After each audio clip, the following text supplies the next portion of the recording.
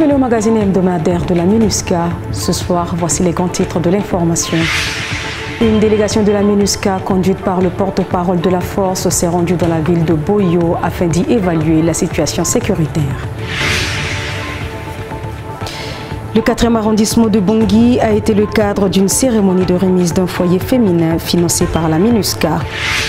Le commandant adjoint de la force de la MINUSCA, le général de division Paulo Emmanuel Maia Pereira, est en fin de mission en République centrafricaine. Une cérémonie a été organisée en son honneur. Une équipe de déminage de la MINUSCA a procédé à la destruction d'engins explosifs au camp Kassai à Bangui. Bonsoir. Nous nous rendons dans la ville de Boyo, ville qui a été le théâtre d'attaques perpétrées par des groupes armés. De nombreuses pertes en vie humaine ont été enregistrées ainsi que des dégâts matériels. Le déploiement rapide des casques bleus du contingent népalais de la MINUSCA avait contribué à faire fuir les assaillants et à réinstaurer la sécurité. Une équipe conduite par le porte-parole militaire de la MINUSCA s'est tout récemment rendue sur place afin d'échanger avec la population et évaluer les conditions sécuritaires. Reportage de Serge Mbilika et Flora Bambou. La commune de Boyo, située à 120 km de Bambari, a accueilli le 29 avril 2022 dernier une équipe de la MINUSCA conduite par le lieutenant-colonel Abdoulaziz, porte-parole de la force de la MINUSCA. Cette visite est intervenue après la lettre de remerciement que la population de Boyo a adressée à la MINUSCA à la suite des actions et de l'engagement de la force dans la localité. En effet, le contingent népalais y avait été déployé début septembre 2021 pour assurer la protection des civils. L'objectif de cette visite est d'évaluer l'évolution de la situation sécuritaire et de recueillir les préoccupations des populations sur place. Dans la première semaine de décembre, les groupes armés avaient commis des exactions dans cette ville. Ils allaient tuer plus d'une dizaine de personnes. Et immédiatement, la force avait dépêché le contingent népalais pour sécuriser la ville. Ces efforts conjugués depuis lors ont permis de ramener la sécurité et de ramener la quiétude dans la commune de Boyo. Abdallah Inous, maire de la commune de Boyo, s'est réjoui de la sécurité qui est revenue grâce à l'intervention du contingent népalais de la MINUSCA qui a permis de chasser les rebelles de leur commune. Si hier, la force népalaise de la MINUSCA n'était pas intervenue, vous n'allez pas venir nous trouver debout comme ça. Nos grands remerciements vont à l'endroit de la MINUSCA qui nous protège depuis le 13 décembre jusqu'à aujourd'hui. Cette crise avait ébranlé la cohésion sociale entre les deux communautés, musulmanes et chrétiennes, dans la commune de Boyo. L'effort de la MINUSCA a également contribué à les réconcilier et ils vivent désormais en parfaite harmonie. On ne s'entendait pas entre nous. Mais aujourd'hui, la jeunesse du centre Boyo vive en parfaite cohésion sociale. Aujourd'hui, dans la commune de Boyo, là où tu trouves une femme musulmane, tu verras une femme chrétienne à côté d'elle. Je peux confirmer. Les chrétiens et les musulmans sont unis. Il n'y a plus de conflit entre musulmans et chrétiens. Rappelons qu'un groupe anti-Balaka avait attaqué les 6 et 7 décembre 2021 la commune de Boyo et avait tué plus d'une quinzaine de personnes tout en incendiant et en détruisant plus de 500 maisons. Le contingent népalais de la MINUSCA était alors intervenu pour chasser les rebelles et a installé par la suite une base temporaire dans la commune afin de protéger la population. Aujourd'hui, leurs actions ont permis de ramener le calme et la sérénité à Boyo et les casques bleus ont maintenant pour priorité de sécuriser les villages environnants. Cette visite de terrain intervient après celle effectuée le 27 janvier 2022 par le commandant de la force de la MINUSCA, le général de corps d'armée Daniel Sidiki Traoré, pour évaluer la situation sécuritaire et apporter son soutien aux familles des victimes. Merci Serge et Flora. Le 4e arrondissement de la ville de Bangui réceptionne un foyer féminin financé par la MINUSCA. La cérémonie de remise officielle s'est déroulée en présence de la première dame Brigitte Touadéra, des autorités locales, des représentants de la MINUSCA. Objectif de cette dotation, soutenir les initiatives féminines en matière de formation et contribuer à la cohésion sociale dans le dit arrondissement. Plus de détails dans ce reportage de Geoffroy Bata et Flora Bambou. La cérémonie officielle de la remise d'un foyer féminin s'est tenue le 4 mai 2022 à la mairie du 4e arrondissement de Bangui. L'initiative a été financée par la MINUSCA à travers sa section des affaires civiles dans le cadre d'un projet à impact rapide. La cérémonie a été présidée par la première dame de la République centrafricaine, Brigitte Touadéra, accompagnée de Madame le maire du 4e arrondissement, Brigitte Isabelle Ondara, des autorités locales et administratives et du chef adjoint de la division des affaires civiles de la MINUSCA, Guy Cézonou. Les femmes du 4e arrondissement sont à l'honneur aujourd'hui et c'est pour moi un plaisir et un honneur de parrainer la cérémonie de réception de leur maison dénommée Foyer féminin du 4e arrondissement. Ce joli bâtiment est l'œuvre de la MINUSCA en Centrafrique qui n'en est pas à sa première dans notre localité.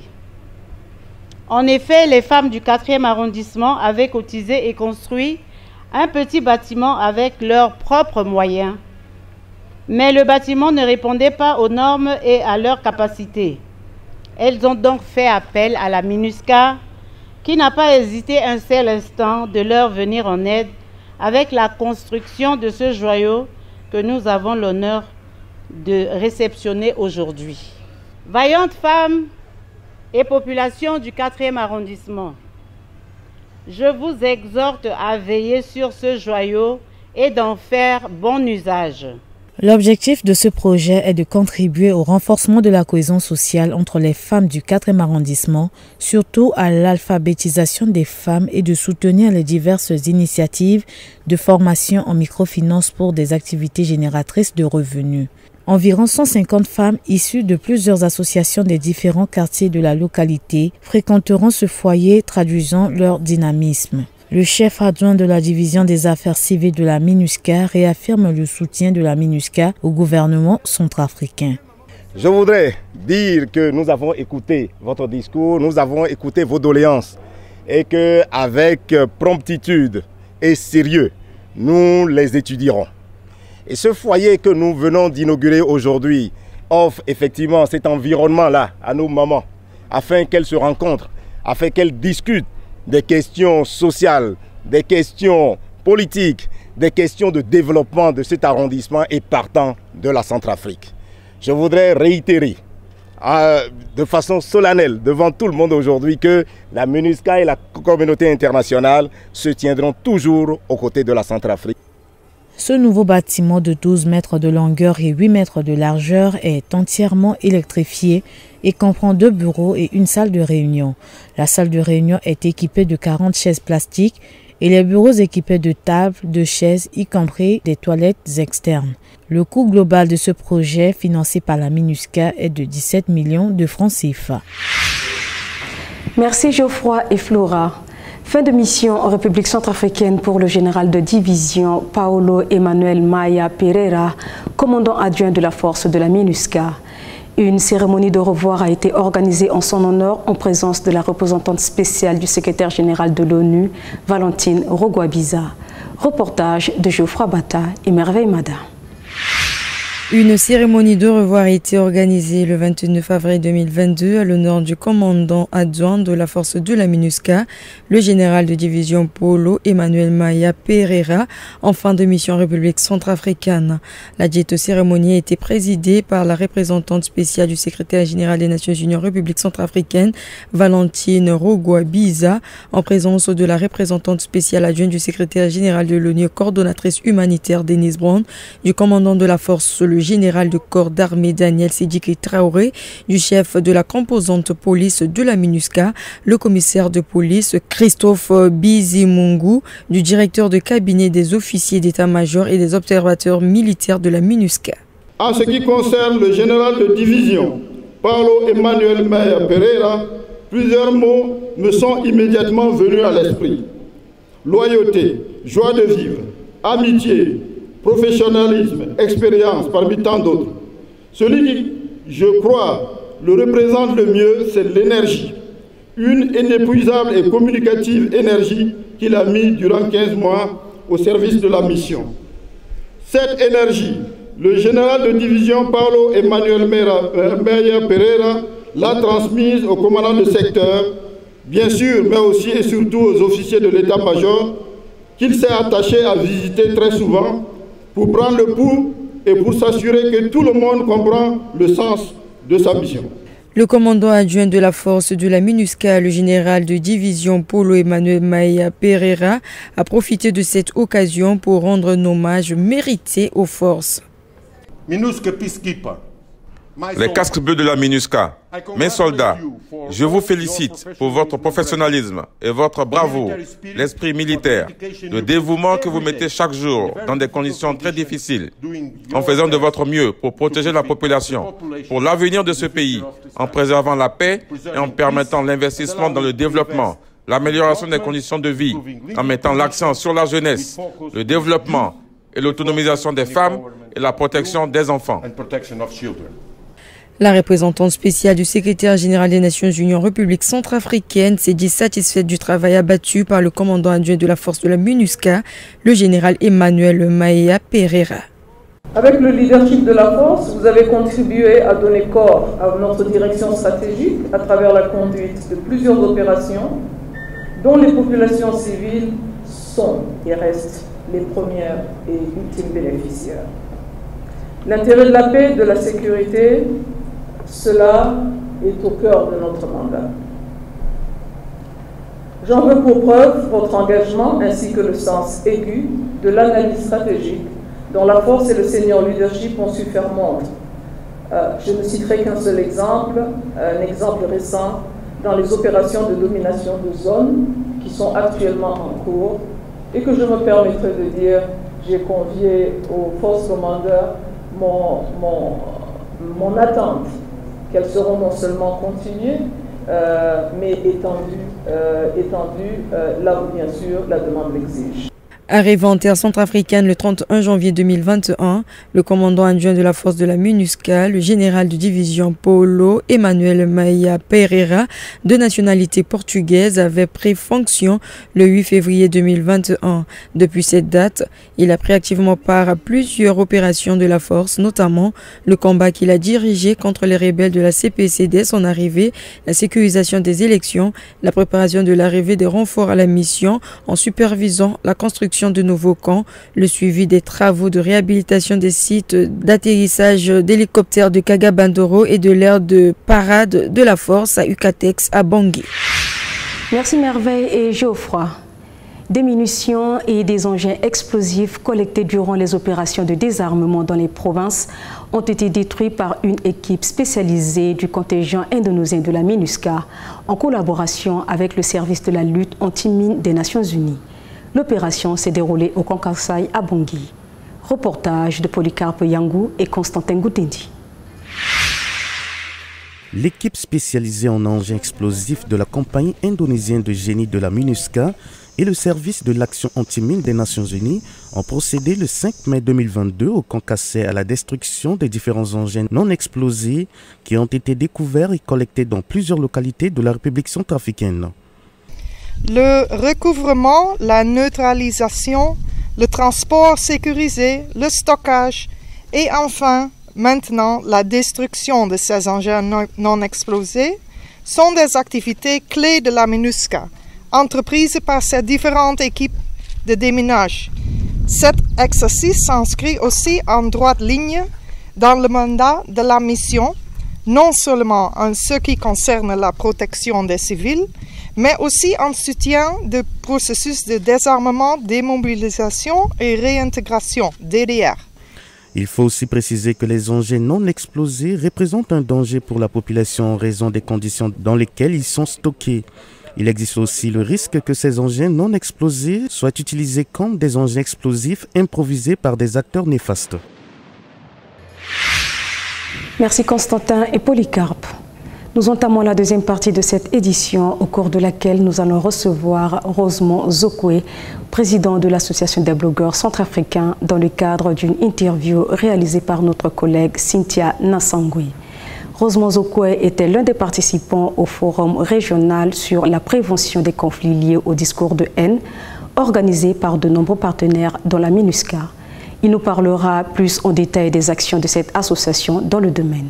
Mais avant, marquons une très courte pause. Lavez-vous les mains avant de mettre votre masque. Placez le masque sur le nez et la bouche à l'aide d'une main. À l'aide de l'autre main, fixez-le derrière vos oreilles avec les élastiques ou les ficelles. Ajustez votre masque sur votre nez.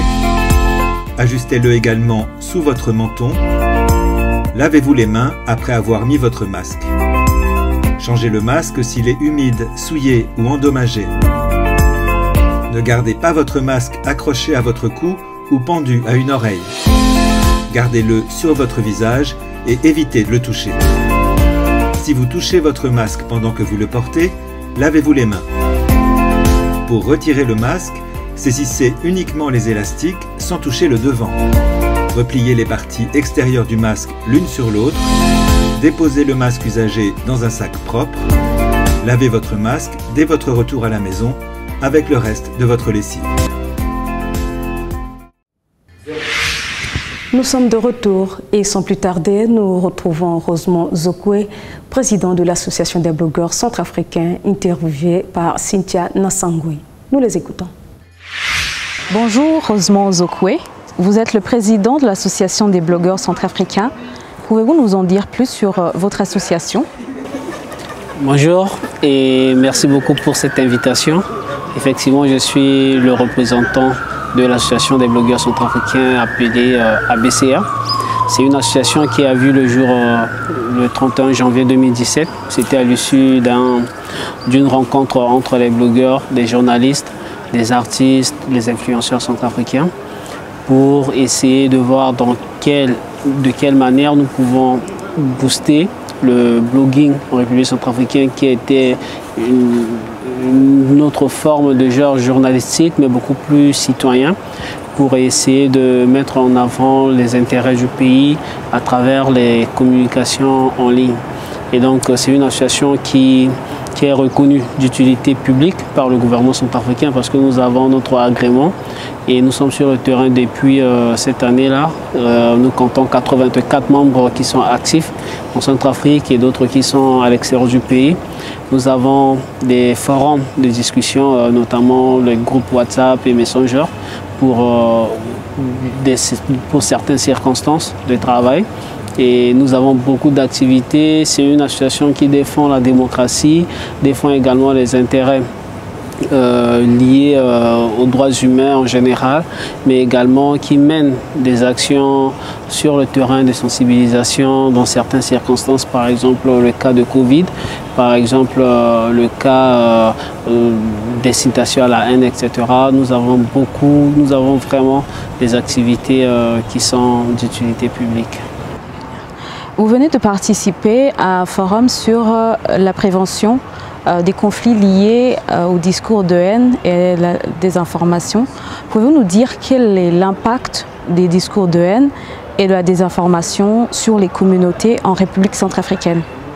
Déjà, je dois remercier les organisateurs parce que ce n'est pas facile pour une institution de rassembler autant de monde.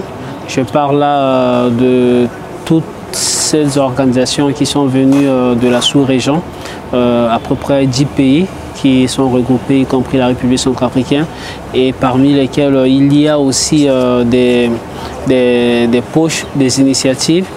Par exemple, dans notre association, qui est l'association des blogueurs centrafricains, nous avons une autre initiative qui est l'association des fact-checkers centrafricains, qui travaille beaucoup plus, elle, sur le fact-checking, tout ce qui est debunking des fausses informations en République centrafricaine.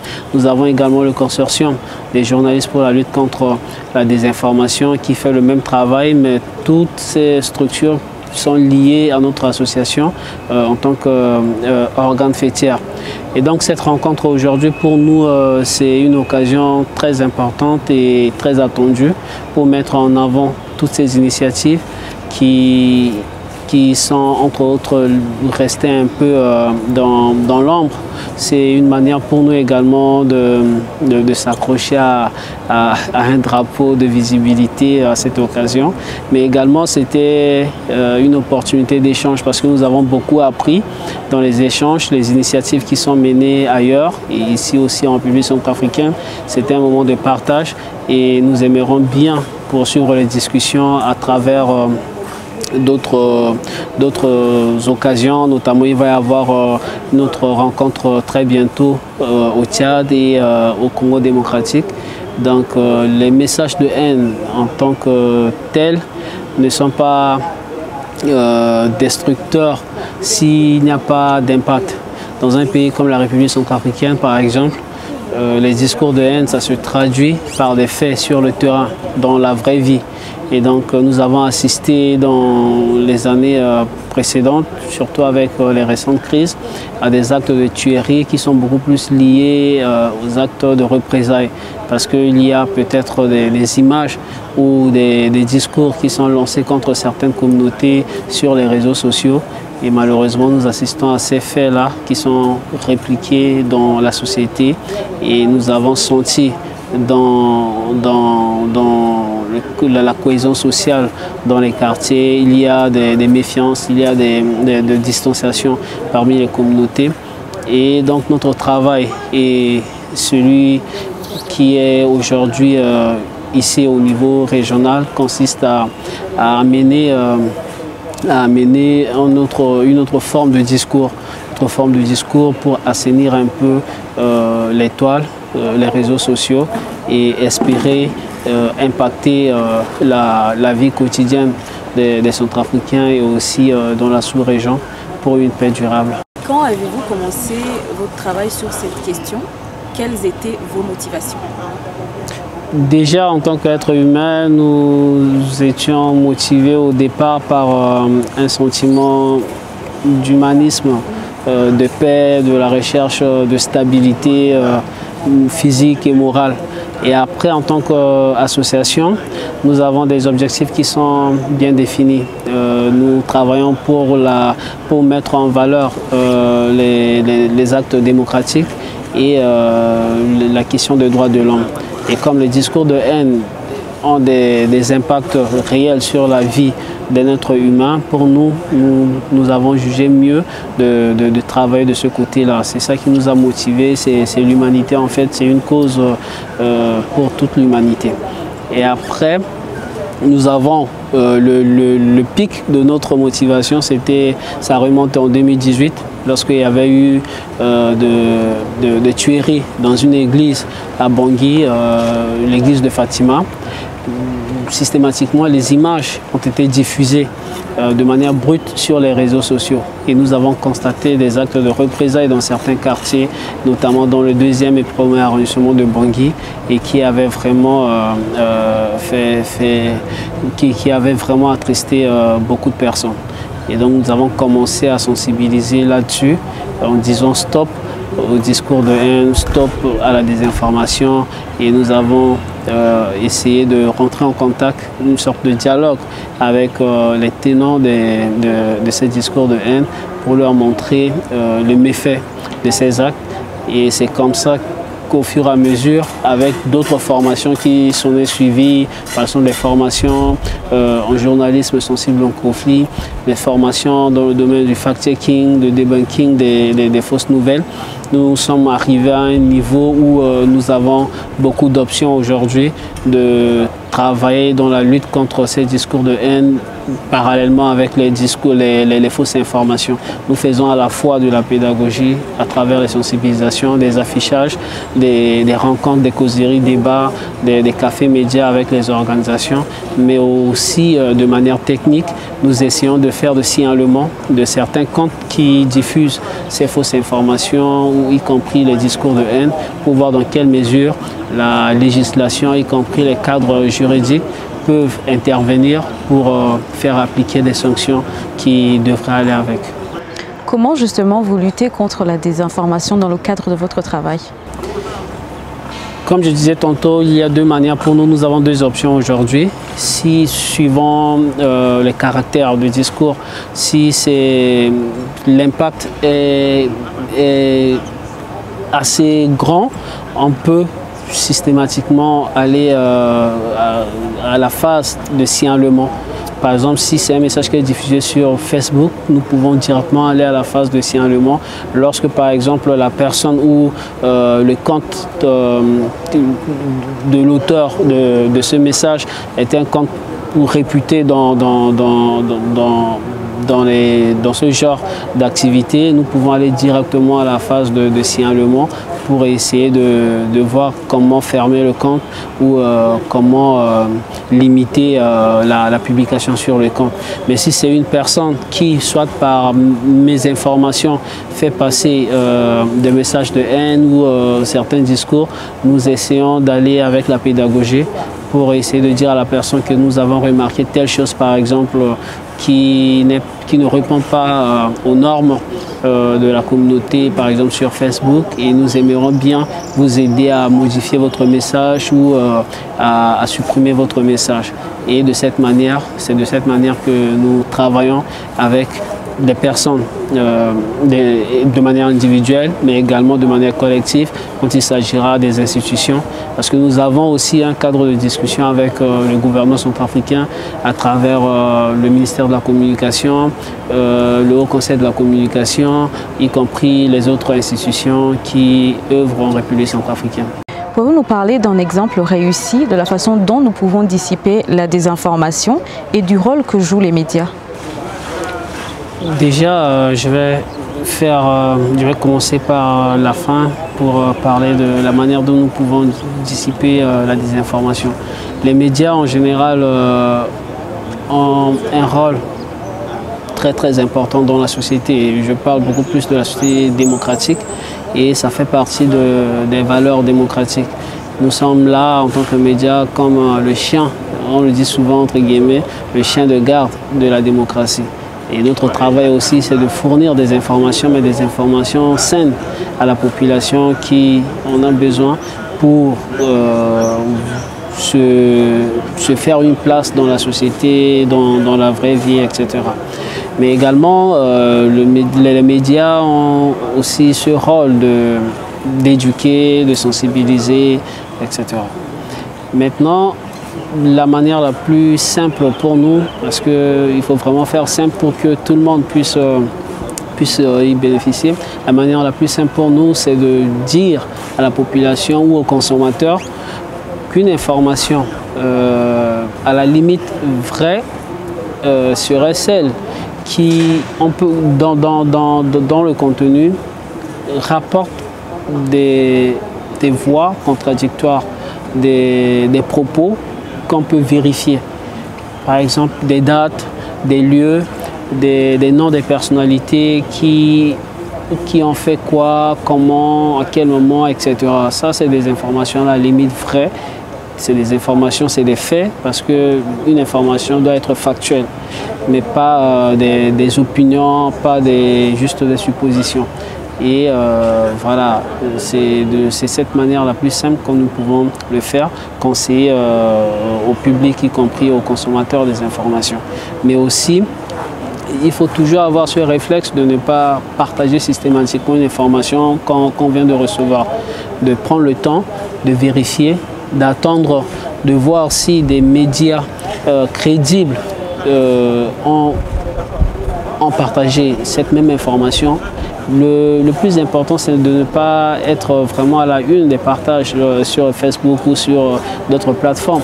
Le plus important, c'est de prendre le temps de voir les contenus et aussi de se dire est-ce que cette information est nécessaire pour que je puisse partager? Est-ce que cette information peut apporter quelque chose de positif? C'est comme ça qu'on peut éviter les pièges de la désinformation, y compris d'affecter d'autres personnes par notre manière de commenter ces genres d'informations. Comment est-ce que la MINUSCA contribue-t-elle à cet effort? La MINUSCA, pour nous, en tant qu'association d'abord, c'est un grand partenaire, parce que depuis que la mission est là, nous avons, dans le cadre de son appui aux médias en République centrafricaine, nous avons bénéficié de quelques subventions qui nous ont permis d'organiser beaucoup de forums, beaucoup d'ateliers de formation, de sensibilisation avec nos membres, mais également en dehors de notre entité.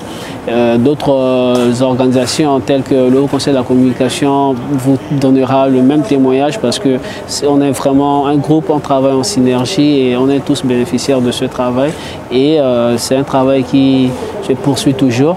Mais je dois noter aussi un aspect très important, c'est que notre pays, depuis la crise militaro-politique, l'accès aux sources des informations était devenu très difficile. Par exemple, dans les régions, c'est difficile pour un journaliste aujourd'hui de quitter la capitale Bangui et de se rendre par exemple à Obo ou à Bangassou. Ce que je sais, c'est que la MINUSCA a l'habitude d'organiser des voyages de presse. Ces voyages de presse, on a l'habitude d'être embarqué avec d'autres collègues journalistes, avec des blogueurs, etc. Et c'était aussi pour nous une façon de se dire que voilà, MINUSCA s'est positionné en tant que partenaire et appuie le travail des médias en République centrafricaine. Et peut-être aussi c'est l'occasion pour nous de dire merci. Est-ce qu'on dirait que ce forum vous a doté des outils utiles? Si oui, lesquels? D'abord, c'est les échanges. C'est vrai, on a mené des initiatives dans notre pays ici sans pour autant voir ce qui se passe ailleurs. Ce forum pour nous, c'est comme un miroir. Nous nous sommes regardés à travers ce miroir et on se dit oui, nous avons quand même fait quelque chose, mais nous pouvons encore faire mieux si on arrive à voir ce qui s'est passé au Tchad, au Cameroun, au Congo par exemple. Et c'était ce moment de partage d'expérience, de partage de compétences et aussi de partage de carnet d'adresses. Et je pense avec ce rythme, on pourra espérer mieux faire. D'abord, renforcer notre dispositif aussi au niveau national et au niveau sous-régional, avoir un positionnement un peu important et aussi marquer notre visibilité en tant qu'organisation qui travaille dans ce domaine. Que devrait faire l'ONU et les autres partenaires pour s'attaquer à ce problème des discours de haine et de la désinformation? Ok, l'ONU et les autres partenaires, moi je vois beaucoup plus à une instance un peu plus élevée, c'est de continuer de faire des plaidoyers en faveur de tout acte allant dans le sens de la lutte contre les discours de haine. Aujourd'hui, nous avons des journées dédiées, journée internationale dédiée à la lutte contre les discours de haine. Ça, pour nous, c'est déjà symbolique, c'est très important. Mais après, maintenant, il faut convaincre les États, les gouvernements à accepter de ramener cette discussion sur la table. Il faut que ça soit présent dans nos activités, dans nos comportements. Et dans nos plaidoyers aussi, ça doit se poursuivre à ce niveau. Et maintenant, au niveau de nous, les techniciens qui travaillent au plus près de cette situation, c'est de continuer à nous fournir des moyens multiformes, des financements, opportunités de formation, opportunités de rencontres telles que celle aujourd'hui qui va prendre fin. Ça, c'est très important pour nous. C'est déjà symbolique et le reste s'en suivra. Cette année, la campagne de la Journée internationale des casques bleus a pour thème les partenariats. Quel est votre message aux casques bleus en cette journée? En quoi les partenariats sont importants pour parvenir à la paix? Déjà, c'est une question très importante, capitale. Vous savez, je prends toujours l'exemple de notre pays, la République centrafricaine, qui est un pays qui tâtonne encore en matière de la démocratie, de la recherche de la paix. Pour nous, d'abord, la présence des casques bleus, c'est un point très important.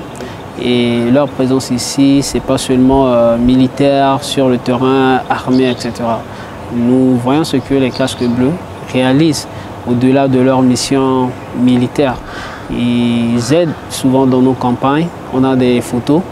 Et ce qui est aussi très flippant, c'est que peut-être d'autres personnes n'ont pas eu le même regard que nous, mais nous avons l'habitude de voir circuler sur les réseaux sociaux des photos du jour partagées par la MINUSCA ici pour parler des casques bleus en République centrafricaine. C'est des photos qui généralement n'ont rien à voir avec la mission militaire, mais des missions d'appui. Ça marque aussi la solidarité. C'est une sorte de partenariat, de complicité avec la population. Pour nous, c'est très important. Et ce travail doit se poursuivre, à mon avis, pour renforcer le lien, pour renforcer le sens de la recherche de la paix, de convaincre les gens que la paix est très importante, non seulement pour la stabilité sociale, mais également politique. C'est très important que notre pays essaie de sortir de ces années sombres, c'est très important. Et le partenariat pour nous, ça passe d'abord par l'acceptation de cet appui-là, apporté par les casques bleus en République centrafricaine, mais au-delà maintenant à travers les collaborations que nous avons déjà eues dans le passé et que nous espérons poursuivre dans les jours à venir. Et je leur souhaiterais aussi bonne journée les casques bleus. Rosemont Zokwe, je vous remercie. Je rappelle que vous êtes le président de l'Association des blogueurs en République centrafricaine. Merci. Merci Rosemont et Cynthia. Ainsi s'achève cette édition. Merci de nous avoir suivis. Merci de votre fidélité. Je suis Ingrid Swembo. Prenez soin de vous et au plaisir de vous retrouver très prochainement. Au revoir.